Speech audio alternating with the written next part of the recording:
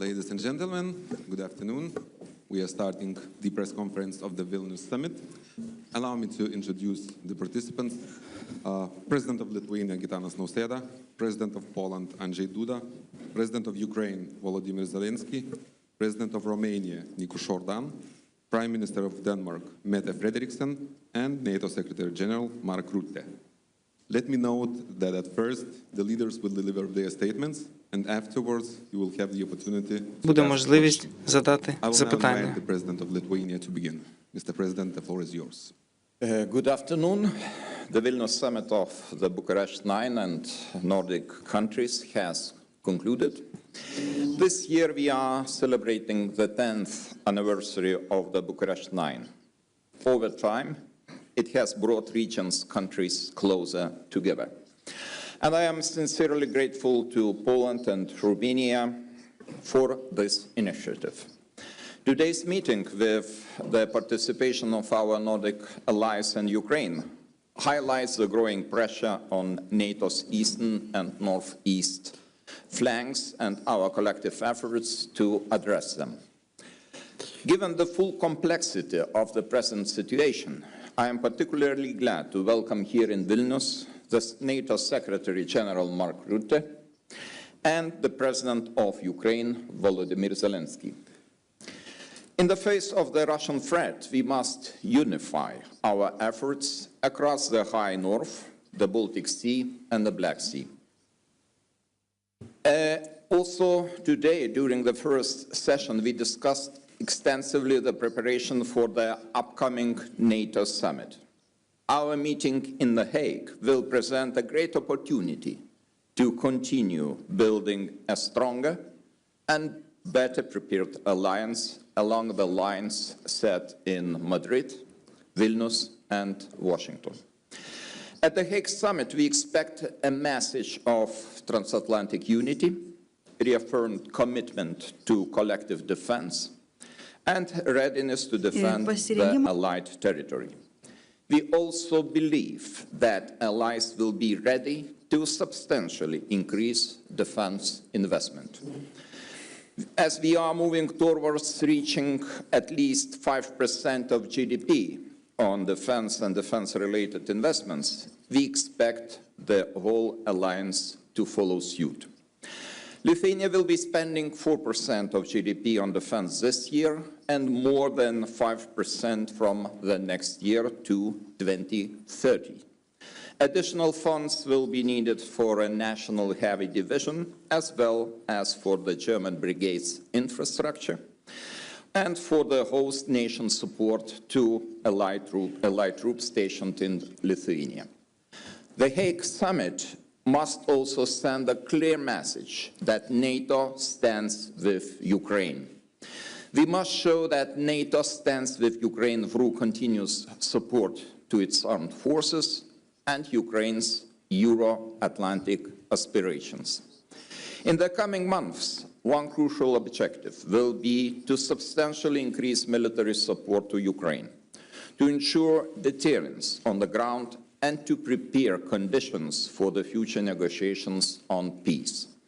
Ukraine's power must be significantly strengthened, and it now falls primarily on Europeans and Ukraine's closest neighbors and friends to make it happen. Ukraine also needs our investments in its defense industry. We must shift from reactive aid to solid military support, pre-planned deliveries of long-range artillery, advanced air defense systems, and drone capabilities.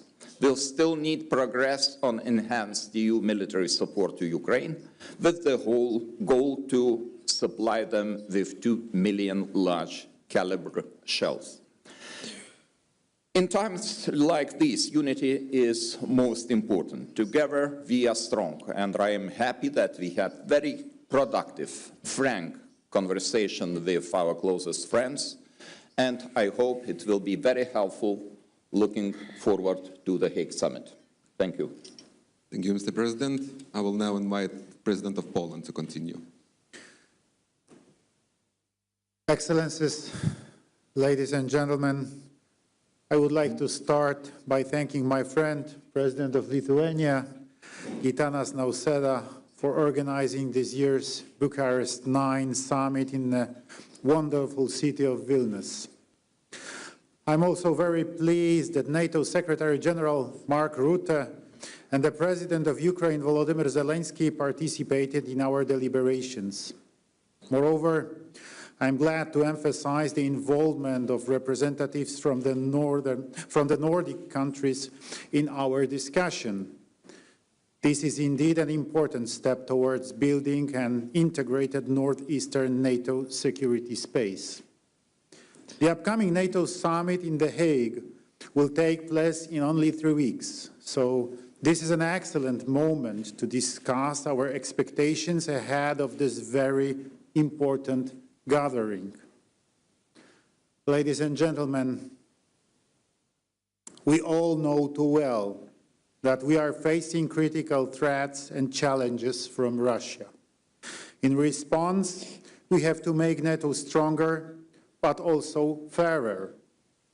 Having in mind Russian full-scale invasion of Ukraine and its aggressive attitudes towards the West, we must do everything to develop appropriate instruments that will deter the Kremlin's neo-imperial ambitions, especially here on the eastern flank.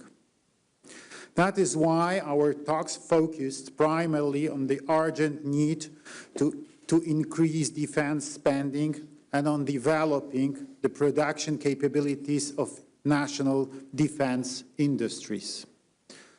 I would like to recall, even before last year's NATO summit in Washington, I proposed to raise the defense spending by NATO members to the minimum level of 3% of their GDP. 3 months ago, I submitted to Secretary General Mark Rutte a request to raise this issue in The Hague. And today, I'm glad to see that we all agree on that and that our ambitions are even higher, up to 5% of GDP on defense. We hope that the allies will follow into our footsteps. Another key element of our discussions was strengthening the transatlantic relations and the strategic alliance with the USA. Among our partners in the region, there is a widespread understanding that Europe must take greater responsibility for its own security. But it is critically important to do it not by following mirages of European autonomy, but in close cooperation with the United States. We also had an opportunity to exchange information with President of Ukraine, Volodymyr Zelenskiy. During our conversation, we addressed very important issues regarding further support for Ukraine in its fight against Russia.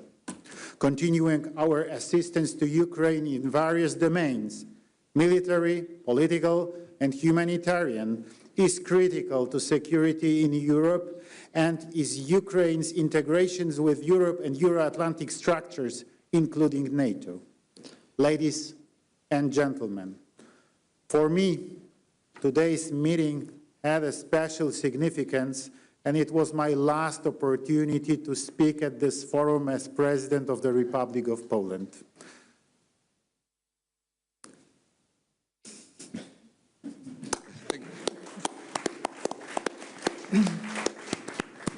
I have to emphasize that co-creating and later co-developing this format has been one of the most important and valuable aspects of my presidency.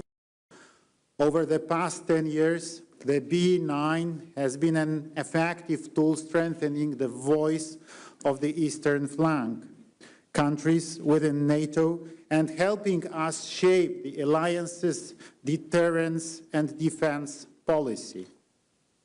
I'm convinced that even after my term as President of Poland, Bucharest 9 will remain the best platform for coordinating security positions of our countries, allowing us to better manage the threats and challenges we face.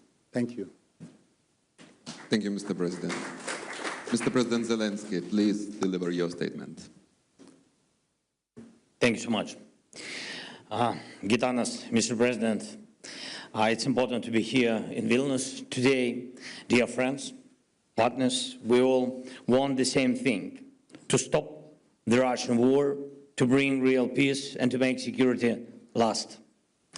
That's what we are all working for. First, I informed our partners about the situation at the front. We also talked about our operation inside Russia, which has seriously weakened their military.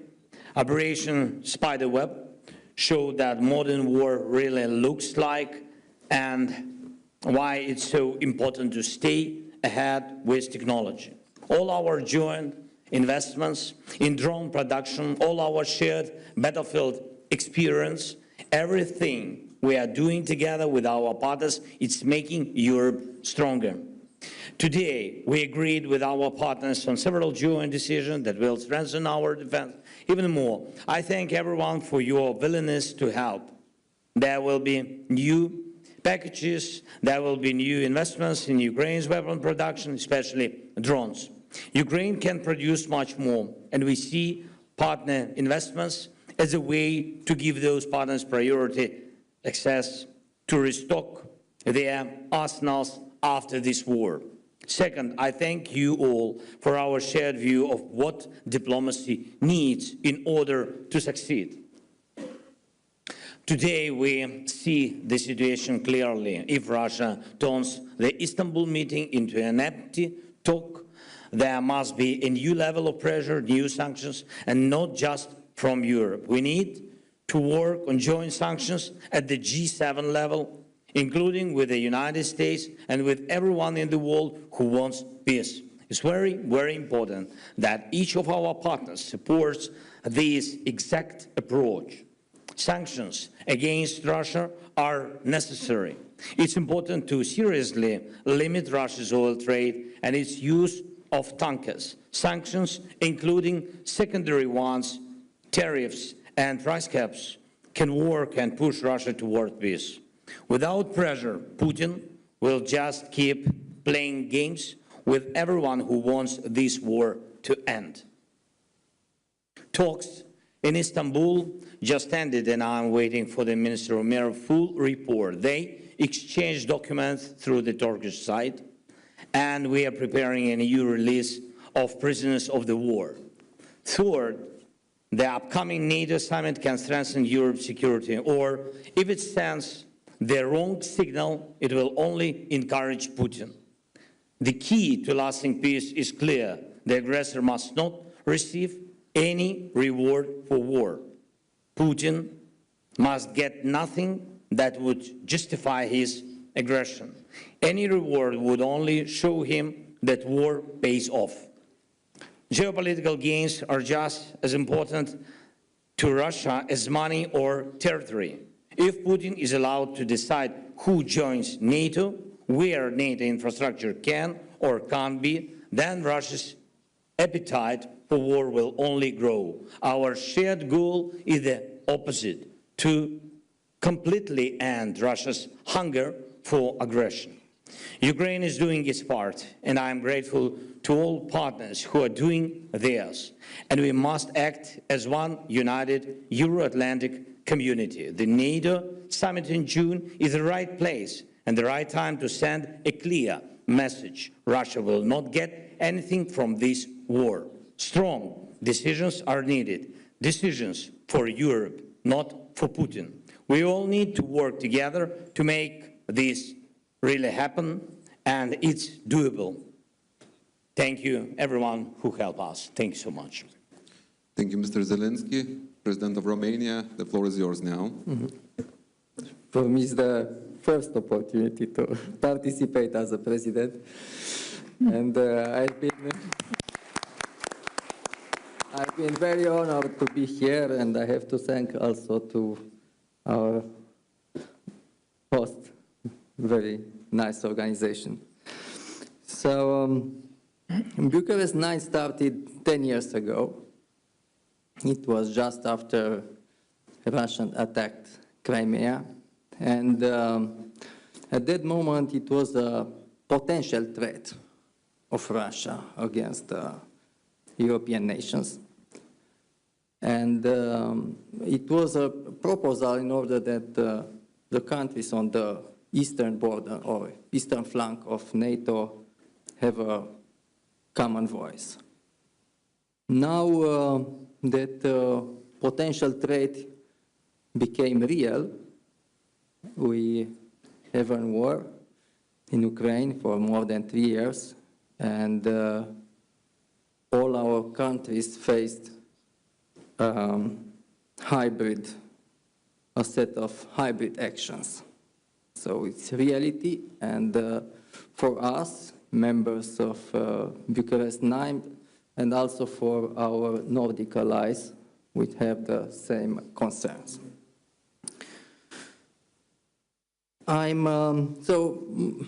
As you know, most part of discussion were in order to prepare the Hague summit, which will be in three weeks from now. And I'm very pleased that most of our participants agreed on very important things, like we need a stronger NATO,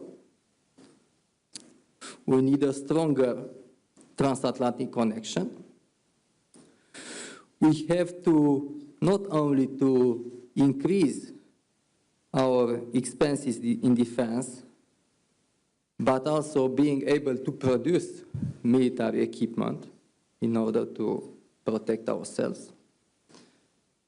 And also that, as I said, the threat is not only classical military, but it's, we have very important hybrid actions against our countries. I'm also very pleased that all the participants agreed that we have to continue to support Ukraine.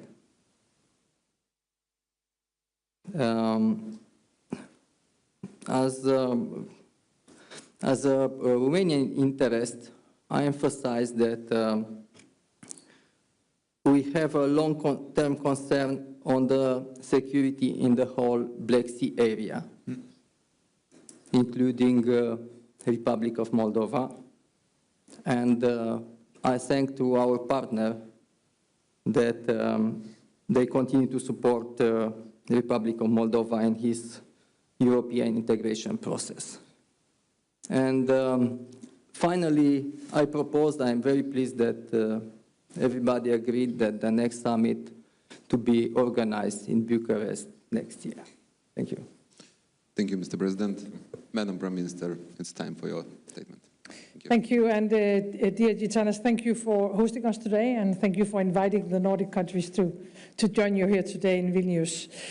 Today's meeting has been about one thing and one thing only: the security of our countries and the security of our continent, deterrence and defense. The threat from Russia against all of us is real, and it is serious. Russia is continuing the war in Ukraine. Putin is talking about peace during the day and bombing at night. We see a more aggressive Russia approach in the Baltic Sea region. And it is assessed by the Danish Defense Intelligence Service that Russia sees itself in conflict with the West and is preparing for war against NATO. It is therefore crucial that we take bold and necessary decisions at the NATO summit in The Hague in only 3 weeks from now. In my mind, and what we have discussed today, there's only one way forward. We need to invest massively in our collective security, all of us, and we need to do it fast. NATO is by far the strongest military alliance in history, and so our starting point must be to focus on what is needed to continue to be so, to secure deterrence and our ability to defend ourselves. But I have to say that Russia is not deterred merely by us agreeing on a new defense spending target. We need to deliver actual capabilities, and we need to do it fast. We must make sure that NATO always has the full range of capability necessary to deter and to defend against any threat against our countries. And at the same time, we need to continue our strong and steadfast support for Ukraine's brave fight for freedom. Let me be very frank, we have to donate what is needed on the battlefield. We had to provide more financing for arms production directly going into Ukraine. We already have a mechanism that works. And I think we have to implement stronger sanctions against Russia. It goes for the Shadow Fleet. Recently, we listed almost 200 additional vessels from the Russian Shadow Fleet, but more have to come against the Shadow Fleet, against Russian banks, financial sector. And I think we have to end any remaining dependency on Russian energy, including oil, gas, and nuclear energy. And to add one more thing, lower the oil cap. I think all that on the table would put the necessary pressure on Russia to get to the table and actually negotiate on peace. And why is that? Because Ukraine deserves peace. But the peace must be comprehensive, it must be just, and it must be lasting. And it has to respect the sovereignty and territorial integrity of Ukraine. I'm sorry to say, I think until now we haven't seen any signs that Russia is willing to actually commit to any of that. So our key task at the moment has to be to put Ukraine in the strongest possible situation and position on the battlefield and or at the negotiation table. Europe, of course, needs a strong and an independent Ukraine. I believe that once again the coming month will be paramount, and we haven't got much time, and therefore we need commitment to take the right decisions on behalf of all Europeans now. Thank you. Thank you so much. Mr. Secretary General, the floor is yours. Thank you, President Nausėda, dear Gitanas. Thank you for hosting the B9 Nordic Summit here in Vilnius. It is a pleasure, always a pleasure to be back here in Lithuania. Lithuania is a staunch ally and continues to lead by example. You invest more than 4% of GDP in defense this year, and I welcome your plans to spend between 5 and 6% starting from next year.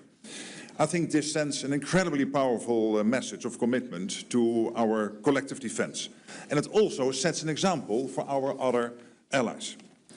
On this stage and in our meetings today, it is clear that the commitment to collective defense is strong. We have had a productive day of meetings as we continue to prepare for the summit in The Hague. We are facing the most dangerous security environment in decades. Russia's war of aggression continues, terrorist threats persist. We are not at war, but we are not at peace either. So we must continue to strengthen our deterrence and defense. And that means pivoting towards a full war-fighting readiness, providing significantly more forces that are well-trained, well-equipped, and supported with logistics, sustainment, and ammunition. We continue to count on the B9 and our Nordic allies to play a key role in these important efforts. At the Hague Summit, I expect allies to demonstrate their enduring commitment to our collective defense by deciding to boost defense industrial production and increase defense investment. And this is simply essential to our security. And so is delivering on the new ambitious capability targets that allies are expected to agree later this week when the defense ministers will meet here in Brussels. Not here in Brussels, but in Brussels. Today, we also discussed Ukraine, a key priority for the summit in The Hague. Dear Volodymyr, we continue to support Ukraine. We know that a strong, sovereign Ukraine is essential for Euro-Atlantic security. So we have about 3 weeks left until the NATO summit in The Hague. And I look forward to working with all allies to ensure we deliver for our 1 billion people. Dear Gitanas, thank you again for your hospitality, your leadership, and your unwavering commitment to our alliance. Thank you, Mr. Secretary General. Dear journalists, we only have time for one question, which can be addressed to all the leaders, or some of them. Please indicate that. Martina, go ahead, please.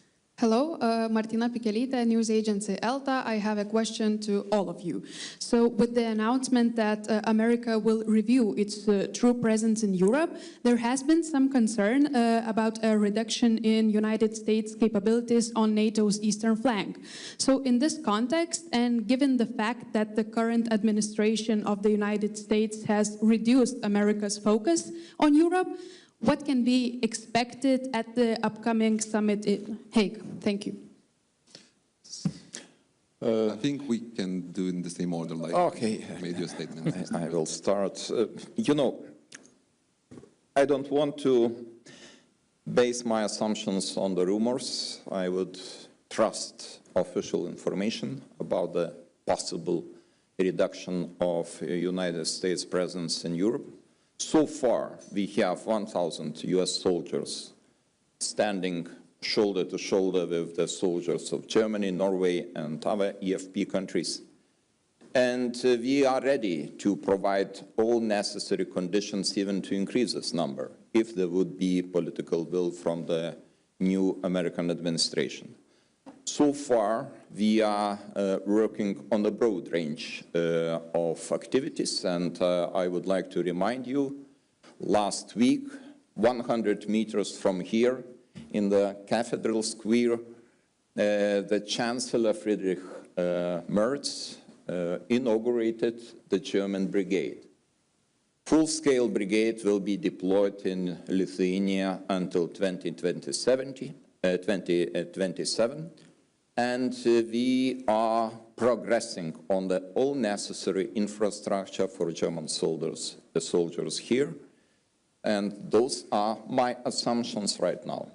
So we are highly interested that United States focus on Europe remains, because this is a very important element of our collective security. And I hope that the Hague Summit will bring very positive news to this field.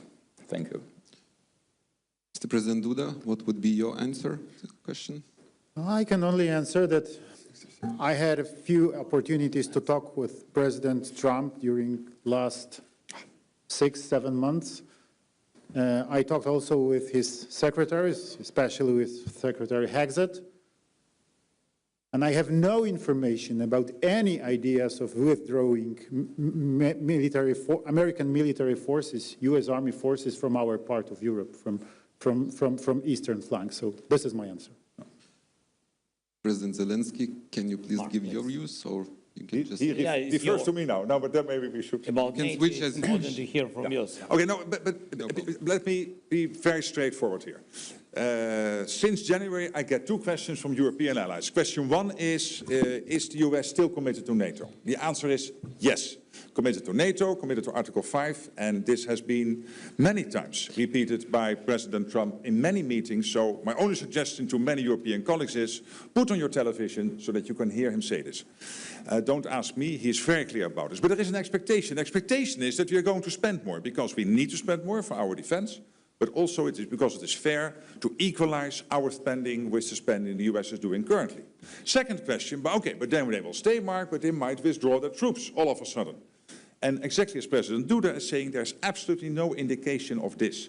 What we know is that the US, next to Europe, of course, also has to take care of the Middle East, has to take care of the Indo-Pacific, and it is only logical that over time, as we are building up, that the US will pivot somewhat more towards Asia. But I am absolutely convinced that also in the long term, there will be a very strong conventional US presence in Europe, next to the nuclear presence, the nuclear umbrella, our ultimate guarantor of our freedom. There will be a very strong conventional presence of the US in Europe. There's no doubt about it. Now, basically referring back to what the 2 other speakers have been saying. Thank you. President Zelenskiy? I agree with Mark. Good answer. President of Romania, please. Yes, so first of all, the United States presence in the eastern flank of NATO is extremely important for us, for all of us. So as I said, we have to strengthen the transatlantic connection. And on this regard, it's very, very important, our commitment on 3.5 plus 1.5. And I hope that we will take that decision in Hague. Thank you. Madam Prime Minister, Fine. you have nothing to add. All right, so I would like to thank all the leaders. I would like to thank all the journalists. Thank you so much. Our press conference is over. Thank you. Thank you. Thank you. Thank you, dear friends. Welcome to B9 and